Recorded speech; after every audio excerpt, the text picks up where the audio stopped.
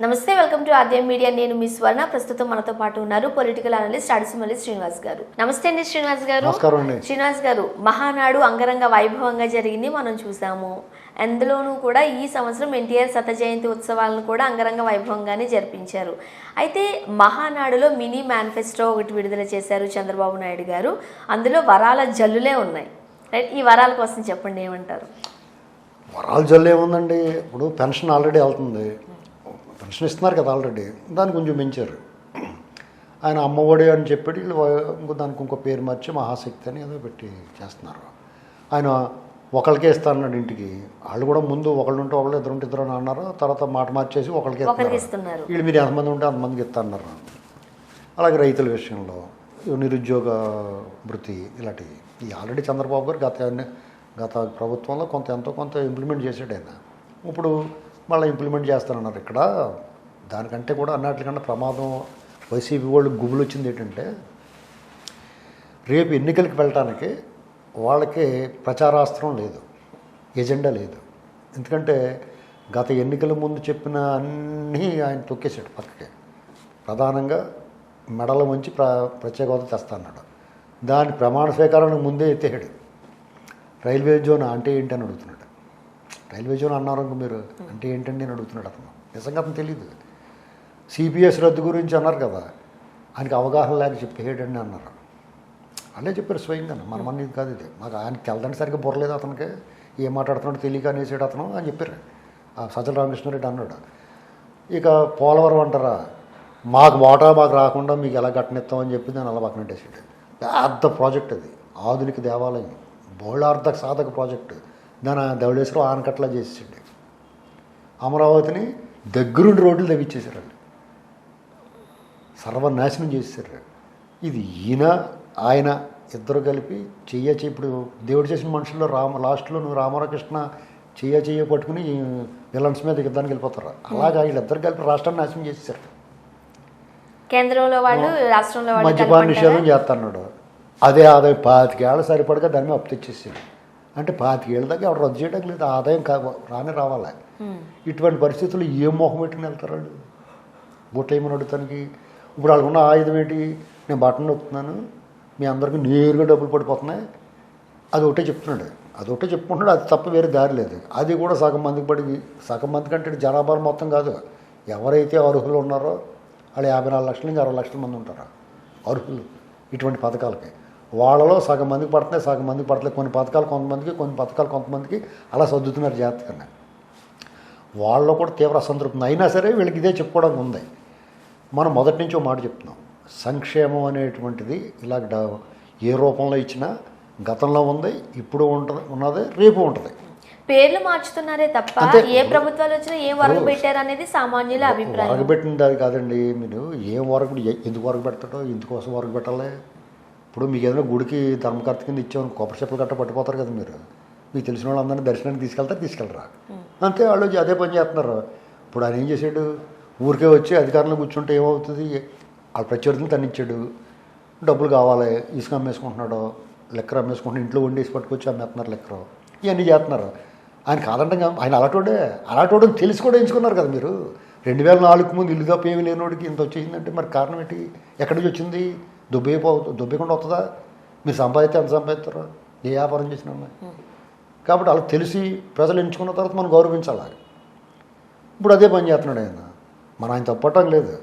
అయితే ఆయన చేసిన మిస్టేక్ ఏంటంటే, ఒకసారి అవకాశం వచ్చిందా దాని జాతగా వాడుకుంటూ చేతకాక ఎర్రోళ్ళకి వదిలేసి ఇప్పుడు మళ్ళీ ఆ బటన్ అంటున్నాడు. అదే బటన్ నేను నొక్కేస్తాను అంటున్నాడు ఆయన. ఇప్పుడు ఎవరైనా ఏమంటున్నారు, జగన్మోహన్ రెడ్డి గారు నిజమే అభివృద్ధి లేదు, భవిష్యత్తు అంధకారం అయిపోయింది, పిల్లలు అందరూ పాడైపోయారు, భూములు రేట్లు తగ్గిపోయినాయి, రాష్ట్రం నాశనం అయిపోయింది అన్నీ చెప్తా ఆయన బటన్ నొక్కేస్తున్నాడు కదా, ఆ డబ్బులు ఇస్తున్నాడు కదా అంటున్నారు. ఆ డబ్బులు ఆయన ఇస్తున్నాడు కదా అని ఆలోచిస్తారు. ఇప్పుడు అది అక్కడ కొట్టిన దెబ్బ. పేర్లు మార్చి చేసి కొంచెం దాన్ని హైప్ చేసి ఇచ్చాడు. ఇప్పుడు ఎవడన్నా ఏమడుగుతున్నాడు, జగన్మోహన్ రెడ్డి గారు డబ్బులు ఇస్తున్నాడు కదా అంటున్నాడు. ఆ డబ్బులు నేను ఇస్తున్నాను అన్నాడు ఈయన. మరి కొత్తగా ఏం చేయాలి? ఆ డబ్బులు ఇప్పుడు జనం కూడా అదే కోరుకుంటున్నారు కదా. మా దోలు తీరిపోయినా పర్లేదు డబ్బులు ఇస్తున్నాడు అన్నప్పుడు ఆ డబ్బులు ఆయన ఇస్తున్నప్పుడు నీకు ఎందుకు వేయాలరా అంటారు కదా అతన్ని. నువ్వు ఇన్ని రకాల పాడు చేసేసావు రాష్ట్రాన్ని, నువ్వు ఏదో డబ్బులు ఇస్తున్నావని చూస్తున్నావు, అది కూడా ఆయన ఇస్తున్నాడు కదా, నీకు ఎందుకు వేయాలి ఓటు అని అడుగుతారు కదా. ఎందుకంటే జగన్మోహన్ రెడ్డి గారి హయాంలో ఈ 4 ఏళ్లలో సామాన్య మధ్యతరగతి ప్రజలు నడివిరిపోయింది. చిరు వ్యాపారాలు దెబ్బతినేసినాయి. అసంఘటిత కార్మిక రంగం దెబ్బతినిపోయింది. ఆయన పథకాల లబ్ధిదారులు ఎవరైతే ఉన్నారో వాళ్ళకి ఆ సంతృప్తి లేకపోయినా ఎంతో కొంత డబ్బులు వస్తున్నారా బాబు అనుకుంటున్నారు.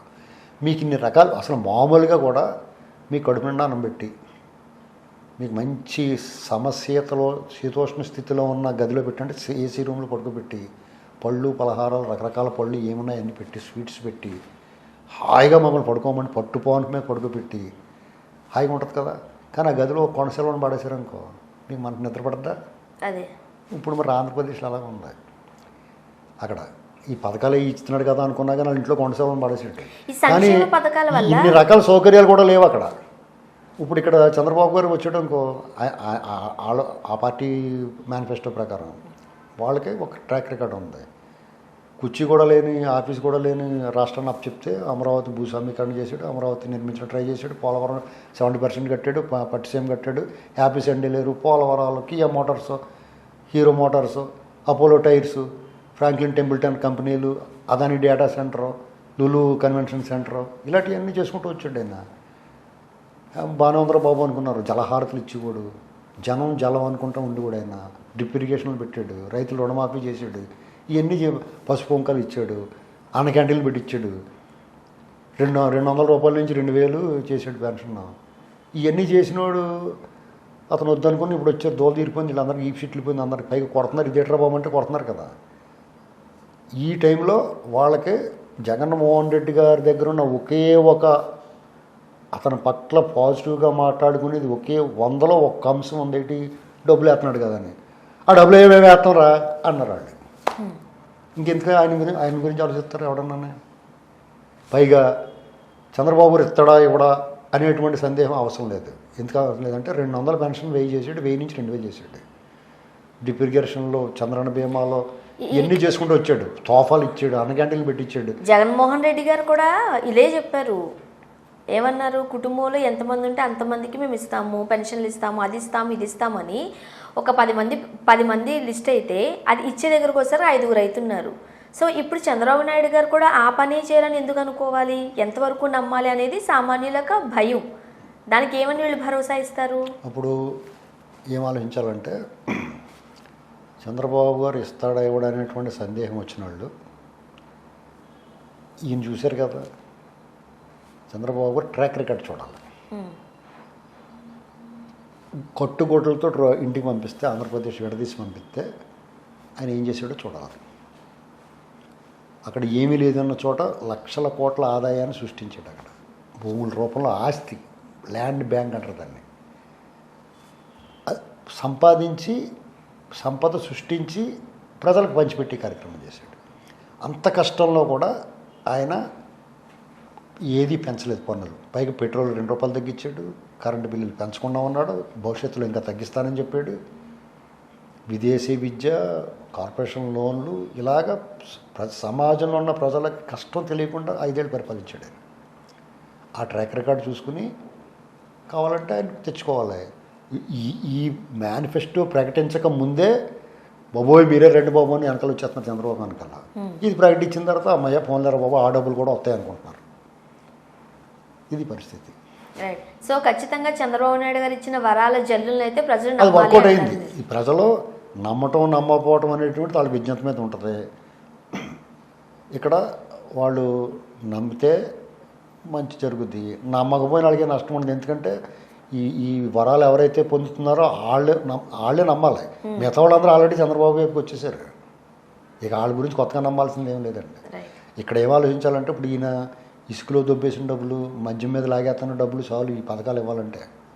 కొత్తగా సంపాదించక్కర్లేదు. వీళ్ళు ఢిల్లీ ఫ్లైట్లకి అమ్మ వెంకన్న బాబు ఉండలాయి పట్టుకెళ్ళి ఇస్తున్నారు ప్రసాదం. సాలువలు గీలువలు కప్పెట్టి 3 గదులు 3 ఇల్లు తీసుకున్నారంట. అవన్నీ దాస్తాను కళ్ళు అక్కడ. వీళ్ళు వెళ్ళినప్పుడల్లా పట్టుపోయి ఇచ్చేస్తున్నారు అక్కడికి అందరికీ. ఇప్పుడు కోర్టు కేసుల్లో లాయర్లకు వాడేస్తున్నారు డబ్బు. ప్రతిదీ కోర్టుకే కదా.